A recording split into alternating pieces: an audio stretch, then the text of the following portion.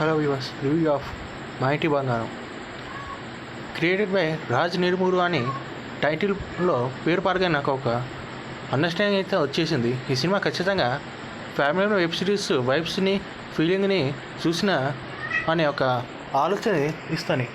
అదే తాడుతో ట్రైలర్ని చూశాను. నా అంచనాలు తప్పు కాలే.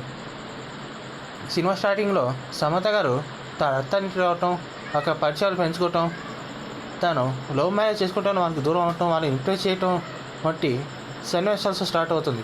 ఒకచోట నేనెవరో నీకు తెలుసా, నా గతం నీకు తెలుసా, అసలు నేనెవరో తెలుసా అని ఒక డైలాగ్ వస్తుంది. ఆ డైలాగ్ వినగానే నాకు ఫ్యామిలీ మ్యాన్ వెబ్ సిరీస్ గుర్తు వచ్చేసింది. అక్కడ కూడా సీక్రెట్ ఏజెంట్గా ఉంది సమంత. ఆ గతాన్ని దాచిపెట్టి వర్కర్గా పనిచేస్తూ ఉంది. ఇక్కడ కూడా తన గతాన్ని దాచిపెట్టి భర్తతో హౌస్ వైఫ్గా ఉంటూ ఇంట్లో వాళ్ళని మెప్పించే ప్రయత్నం చేస్తూ తన గతాన్ని దాచిపెట్టే ప్రయత్నం చేస్తుంది. అదే నమ్మకంతో ట్రైలర్ చూశాను, నాకు అదే అనిపించింది. ఇంకా సినిమా చూడగానే అర్థమైపోయింది, నేను ట్రైలర్ చూసినప్పుడు ఏదైతే అనుకున్నానో అదే నిజమని.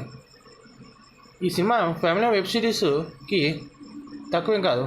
ముఖ్యంగా ఈ సినిమాలో కామెడీ ఏంటంటే సీరియల్కి సమత మధ్య వచ్చే కొంచెం ఫైట్ సీన్స్ ట్రాక్ తప్పితే మరి అంతగా స్కోప్ లేదని చెప్పాలి. ఇంకా యాక్షన్ సీన్స్ అయితే బాగున్నాయి. ఇంకా హీరోయిన్ ఫ్రెండ్ క్యారెక్టర్కు మంచి స్కోప్ ఉంది. ఆమె క్యారెక్టర్కి మంచి స్కోప్తో పాటు గుర్తింపుగా వచ్చే అవకాశం ఉంది. కొన్ని సీన్స్లో ఆమె మంచి డామినేషన్ చూపించి ఉందని చెప్పాలి. ఇంకా విలన్ క్యారెక్టర్కి వస్తే విలన్ క్యారెక్టర్కి అంత స్కోప్ లేదు. మరీ వీక్ అని చెప్పలేం, స్ట్రాంగ్ అని చెప్పలేం, ఏదో నామమాత్రంగా చూపించారు. ఇద్దరికి వచ్చిన పాత సినిమా స్టైలే. ఓ వ్యక్తి తన గతం దాన్ని వదిలేసి ఇంకో జీవితం ఉండటం, కానీ దాని గతం తను వెంటాడటం, మరి తను ఎలా తప్పించుకున్నారు, తర్వాత ఏం చేశారనే పాయింట్ ఆఫ్ వ్యూలో చాలా కథలే వచ్చాయి. కానీ అక్కడ స్క్రీన్ ప్లే మ్యాగజైన్స్లో కొన్ని హిట్ అయినాయి, కొన్ని ఫ్లాప్ అయినాయి. ఇక ఈ సినిమాకి హిట్ అయిన ఫ్లాప్ అయినా ముఖ్యంగా స్క్రీన్ ప్లేనే మేజర్ రోల్ పోషిస్తుంది. ఫస్ట్ హాఫ్ కాస్త డీసెంట్గా ఉన్న సెకండ్ హాఫ్ మొత్తం తేలిపోయిందని చెప్పాలి. కొన్ని చోట్ల యాక్షన్ సీన్స్కి మంచి స్కోప్ ఉంది. అక్కడ దృష్టి పెట్టుకుంటే బాగుంది, కానీ సరిగ్గా దృష్టి పెట్టకుండా హడావిడిగా ముగించారని ఒక ఫీలింగ్ అయితే వచ్చింది.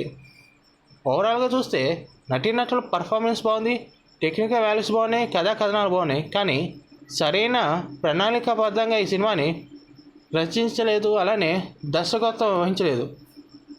నందిని అయితే గతంలో ఓ బేబీ జబర్దస్త్ సినిమాలు తీసింది. దాటితో పోస్తే ఈ సినిమా కొంచెం బెటర్ అని చెప్పలేం. ఇంకా అనసూయ తన క్యారెక్టర్కి మంచిగానే న్యాయం చేసింది చెప్పాలి.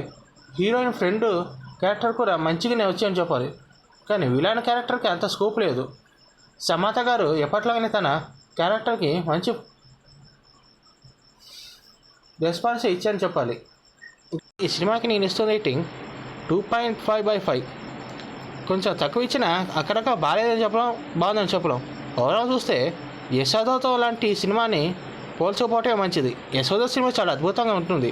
తర్వాత శకుంతలం వంటి ఫ్లాప్ చూసినా ఈ సినిమా మరి అంత బాగాలేదని చెప్పలేదు. Thanks for watching, go and enjoy.